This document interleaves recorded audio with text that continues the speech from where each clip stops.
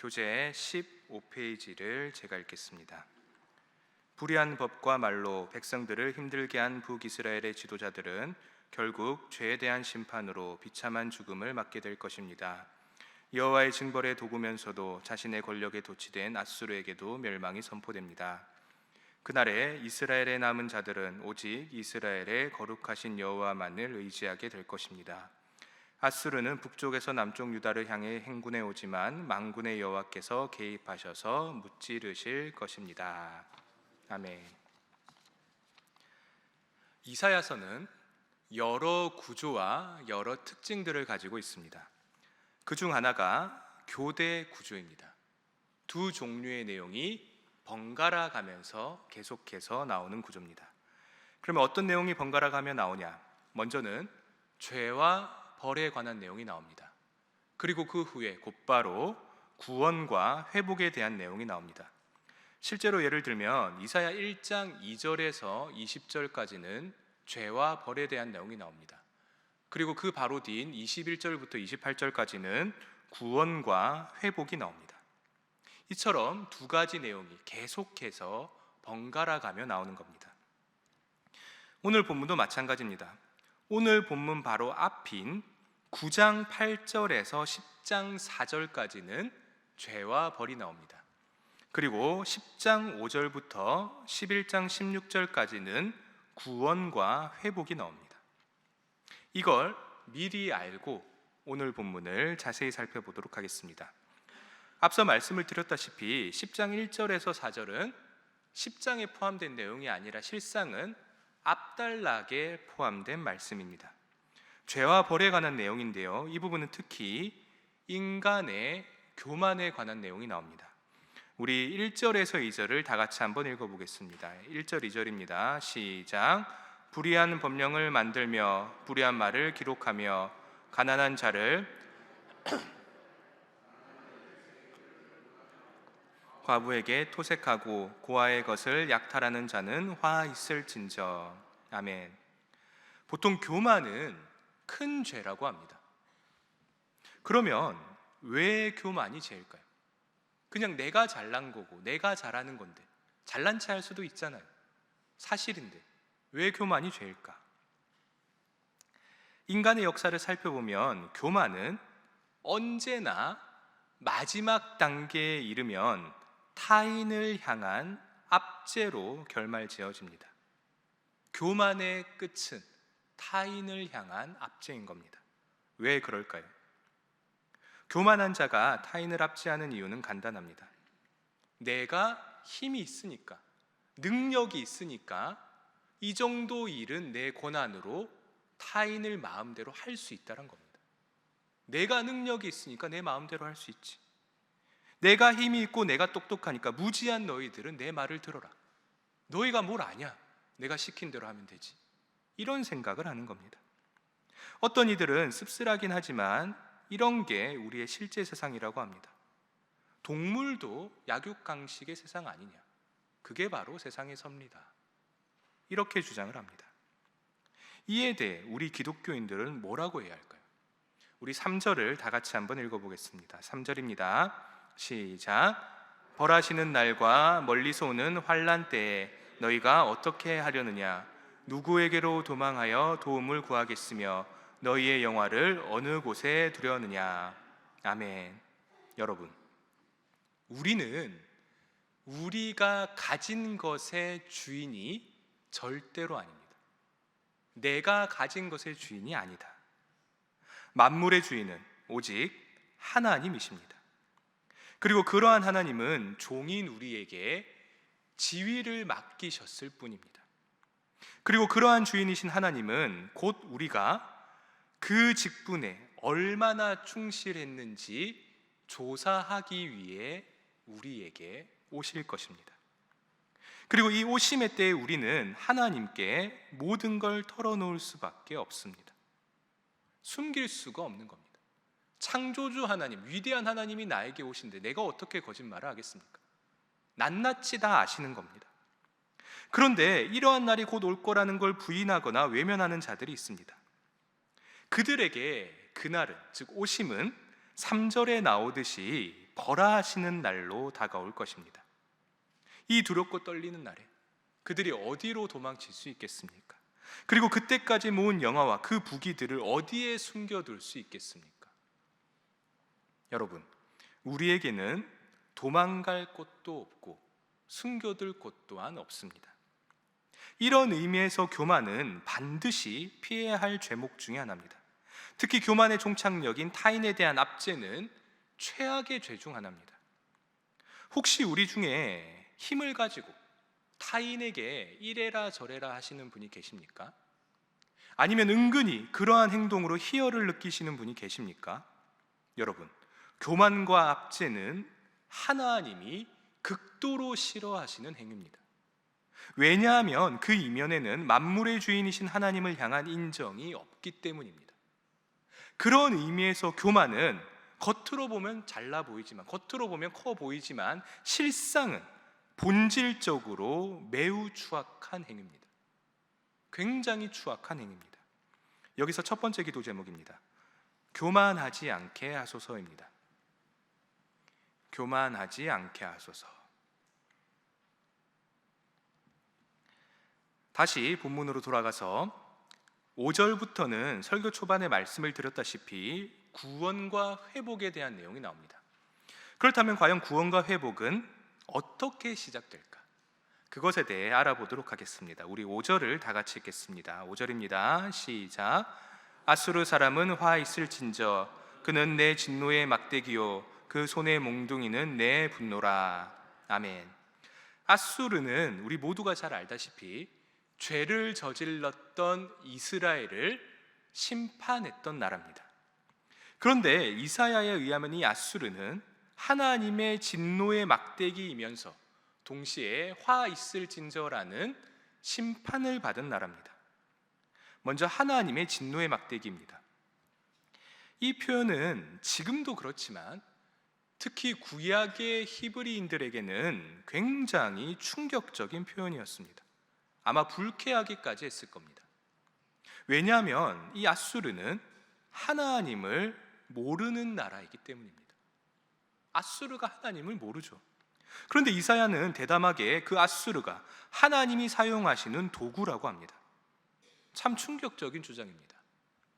그리고 여기서 더 충격적인 주장은 하나님을 모르는 아수르가 하나님을 아는 이스라엘을 심판하는 도구로 사용된다는 겁니다. 여러분, 과연 이사야는 어떻게 이런 대담한 주장을 할 수 있었을까요? 먼저는 하나님에 대한 바른 이해가 있었기 때문입니다. 예부터 우리 인간은 늘 승리 속에 진리가 있다고 믿었습니다. 우리도 마찬가지죠. 뭔가 잘 되고 복되게 사는 사람은 하나님이 함께 하시는 것 같고 실패하면 하나님이 떠난 것 같습니다.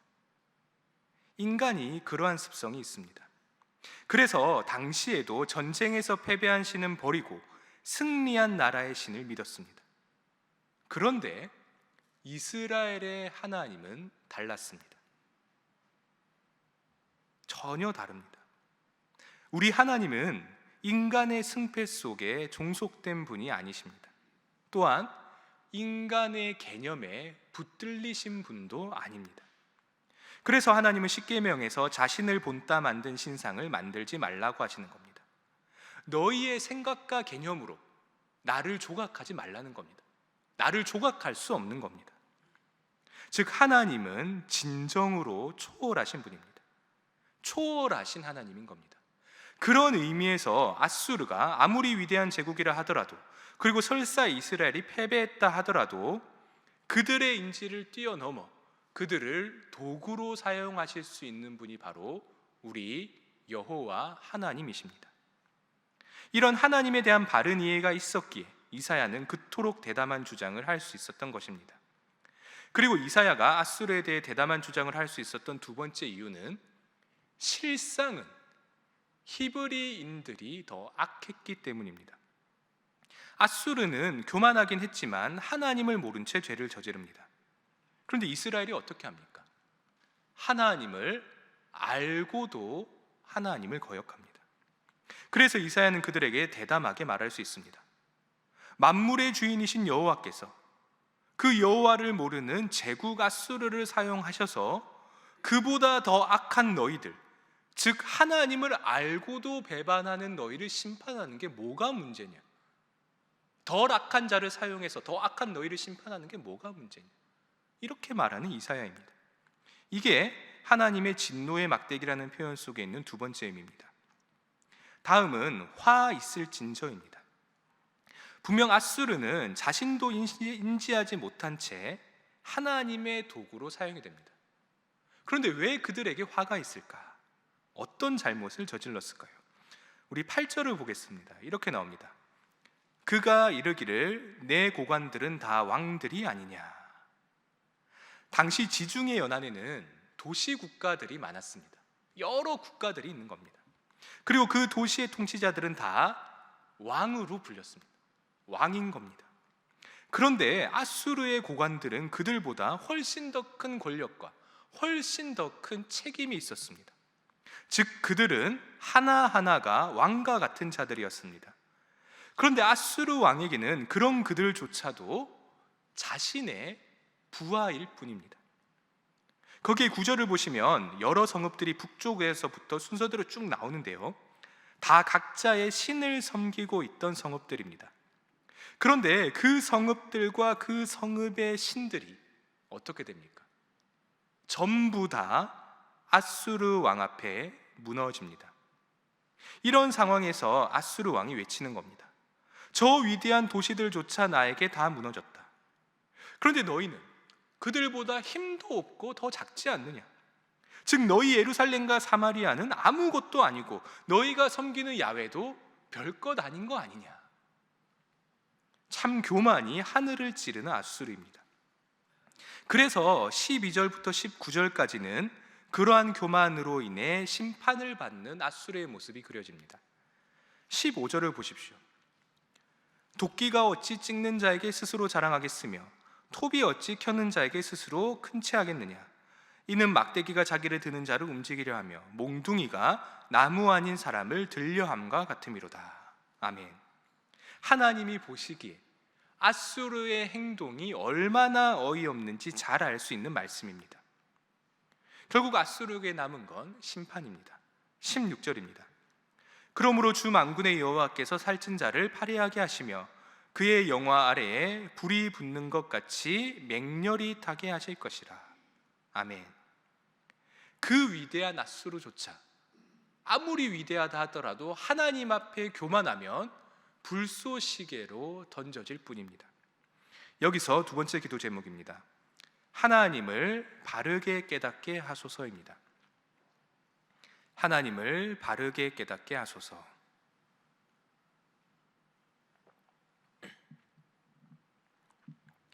이제 20절부터 34절까지는 유다와 예루살렘의 구원이 나옵니다.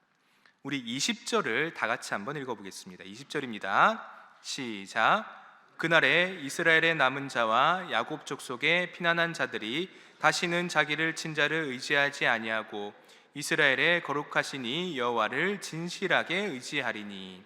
아멘. 20절 초반에 나오는 그날은 인간의 역사 속에 하나님의 손이 나타나는 특별한 때입니다. 이 특별한 순간에 하나님은 남은 자를 두신다라고 합니다. 참고로 이사야의 두 아들이 있는데요, 한 아들의 이름이 스알야숲입니다. 스알야숲. 뜻은 남은 자가 돌아오리라입니다. 남은 자가 돌아오리라. 이사야에게 남은 자의 개념이 얼마나 중요했으면 자신의 아들의 이름으로 지었겠습니까? 그만큼 이사야 속에 남은 자의 개념이 중요하다는 겁니다. 일단 남은 자는 부정적인 뜻이 있습니다. 왜냐하면 멸망을 전제하기 때문입니다. 멸망을 전제하기에 부정적인 겁니다. 하지만 동시에 멸망에서 남은 자이기에 희망을 상징하기도 합니다. 즉 심판과 구원이 절묘하게 섞여 있는 단어입니다. 그리고 이 묘한 단어는 유다의 상황을 잘 설명하기도 합니다. 하나님을 떠났던 이스라엘은 아수르에 의해 멸망합니다. 그런데 교만한 아수르를 하나님이 심판하심으로써 다시 이스라엘에게 희망이 생깁니다. 즉 심판과 구원이 유다와 앗수르 사이에서 절묘하게 맞물려 있는 겁니다. 유다의 심판이 앗수르로부터 오고 앗수르의 심판이 유다의 구원을 불러오는 것입니다. 이걸 잘 묘사하는 부분이 28절에서 34절인데요 28절을 보시면 짧은 묘사들이 쭉 나옵니다. 그가 아얏에 이르러 미그론을 지나 믹마스에 그의 장비를 두고 산을 넘어 게바에서 유숙하며 라마는 떨고 사울의 기브아는 도망하도다. 이게 무슨 내용이냐 하면 한 강력한 군대가 거룩한 성인 예루살렘 근처까지 맹렬하게 신속하게 진군하는 모습입니다. 즉 그 누구도 막을 수 없는 앗수르의 군대를 묘사하는 장면입니다. 그런데 갑자기 상황이 변합니다. 온 세상을 덮고 있는 거대한 숲처럼 보이는 그 앗수르가 하나님의 손에 의해 꺾여 버립니다. 그게 바로 33절에서 34절의 말씀인데요 하나님의 권능의 손이 온 세계를 덮고 있던 그 빽빽하고 거대한 숲 앗수르를 베어버리시는 내용입니다. 그 결과 11장 1절에 나오듯이 이새의 미약한 줄기에서 한 싹이 자라나게 됩니다. 본래는 빽빽한 숲 때문에 햇빛을 받지 못해 자라지 못했던 나무입니다. 하지만 우리 여호와 하나님께서 그 숲을 잘라버리심으로 그 자그마한 싹이 햇빛을 받고 하늘을 향해 뻗어 자라나게 됩니다. 심판과 구원을 통해 드러나는 하나님의 섭리입니다. 여기서 세 번째 기도 제목입니다. 하나님의 섭리로 이 세상을 통치하여 주소서입니다. 하나님의 섭리로 이 세상을 통치하여 주소서. 이제 오늘 말씀을 놓고 기도하겠습니다. 첫 번째 기도 제목은 교만하지 않게 하소서입니다. 두 번째 기도 제목은 하나님을 바르게 깨닫게 하소서입니다. 그리고 세 번째 기도 제목은 하나님의 섭리로 이 세상을 통치하여 주소서입니다. 그리고 마지막으로 내일 있을 예배와 함께하여 주시고 말씀을 전하시는 우리 위임 목사님과 함께하여 주소서입니다. 이 기도 제목들을 놓고 우리 다 같이 기도하겠습니다. 주여 믿습니다. 주여 믿습니다. 주여 믿습니다.